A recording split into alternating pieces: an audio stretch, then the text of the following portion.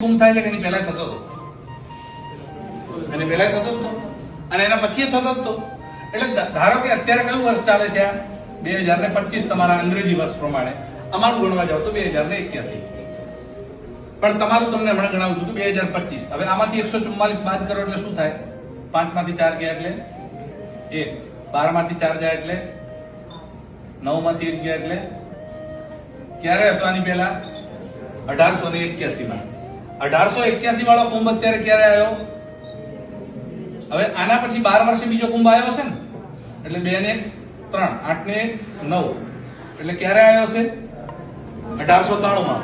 તો આને 144 વર્ષ આના પછી જે આવશે 12 વર્ષે 2037 માં, ત્યારે આને 144 વર્ષ થશે કે નહીં થાય? 1893 ને 144 વર્ષ ક્યારે થશે? 2037 માં થશે કે નહીં થાય? આ તો દરેક જેટલા કુંભ આવશે બધાને 144 વર્ષ થશે.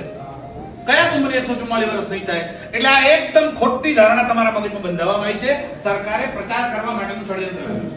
આને 144 ને કોઈ લેવા દેવા નથી. આવી મગજમાં એક ધારણા ક્લિયર કરો. આ 144 ખાલી બનાવટ છે અને આપણા મગજમાં ભરવામાં આવી રહ્યું છે.